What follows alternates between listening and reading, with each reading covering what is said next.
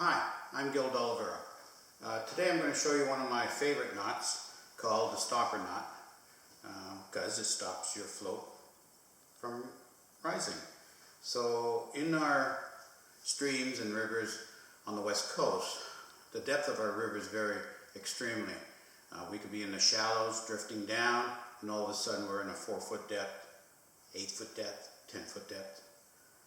It's very difficult to cast also if you're on the bank and at a deep hole 10 foot of line.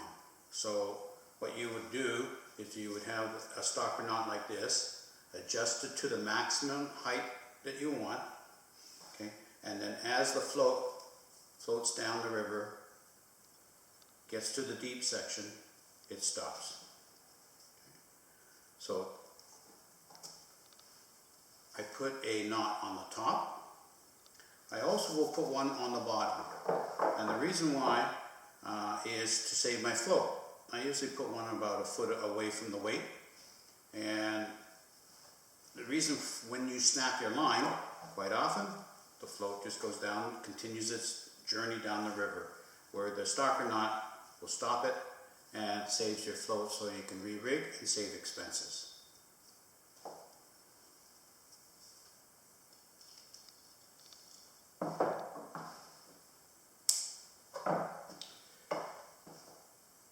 This is 30-pound fly backing tough line. I prefer this one.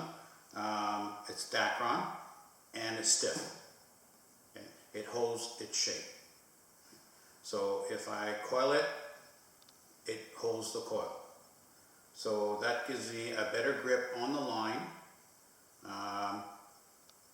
to stay stationary. So I will move this out of the way. And we will do now lower than the float. So hold them together so they're parallel to each other. Okay, create a loop. There we go. And then with one tag end, wrap the dacron line and the fishing line. I prefer 8 times.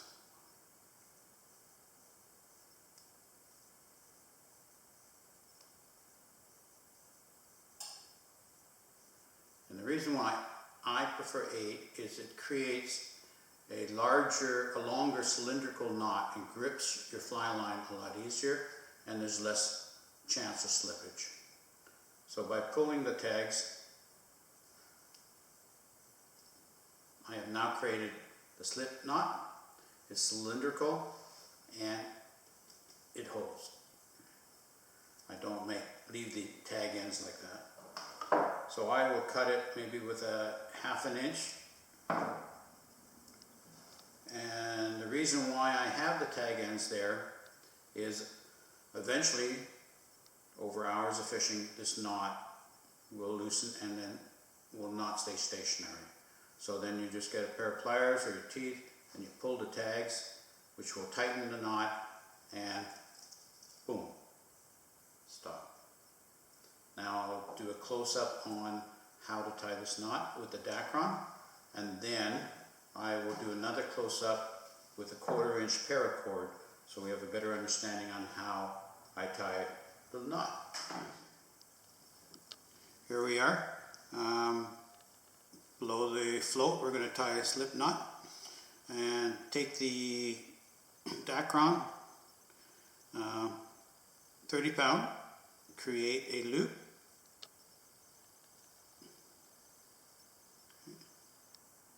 So it's just a crossover loop. And then with this tag end, you're going to wrap the line and the dacron line, the fishing line and the dacron line 8 times.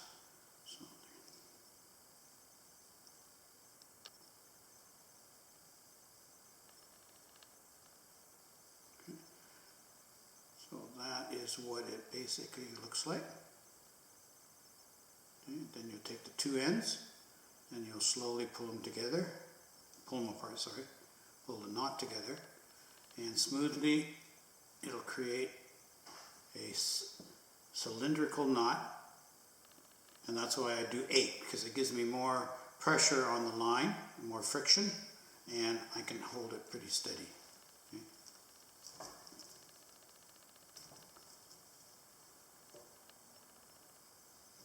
Then I cut the tag ends. I leave about 1/2 inch.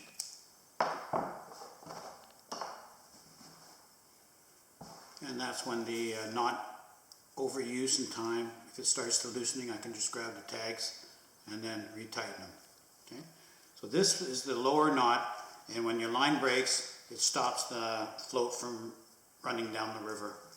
And that saved quite a few of my floats. And I'll usually set it about 1 foot away from the weight. Okay. Then the top knot is here. And based on the level of your water that you're drifting, the float will stay on top of the water, and as the water deepens, the float will start moving. And whether it goes to a 4-foot level, 8-foot level, 10-foot, 15-foot level, wherever you have put the knot, that's where it'll stop. And that just gives you a larger area that you can cover when we're fishing for steelhead and salmon.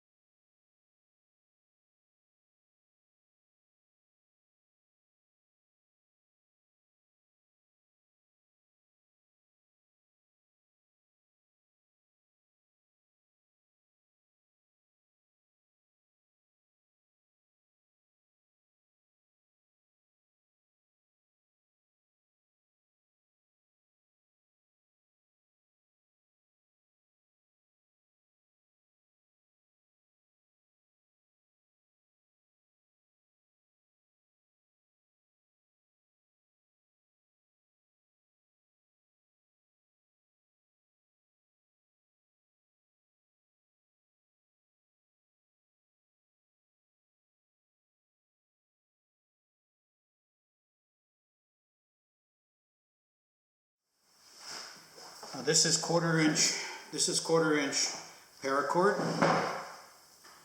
and just move the knot out of the way. I will show it to you again. We create a circle, a loop. There's the tag end. This is the other tag end, and we are going to wrap the fishing line and the paracord loop 8 times. Because this is a quarter inch, 8 wraps is going to make it extremely difficult. We'll see what happens. So there's 3, 4, 5, 6, 7, 8. Okay, then you pull the 2 tag ends together.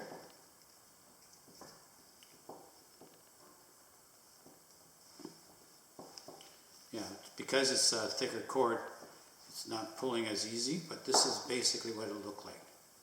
So there's your 8 wraps. Your line can move up and down, and of course the tighter this is, the firmer it holds. So this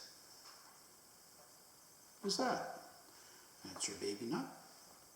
So very small, easy to go through your line guides, not like the plastic ones, which does create some friction and challenges going through the guides as the hard plastic is clicking through the guides, and it also causes resistance to your cast. So that's another reason why I like to use the slip knot.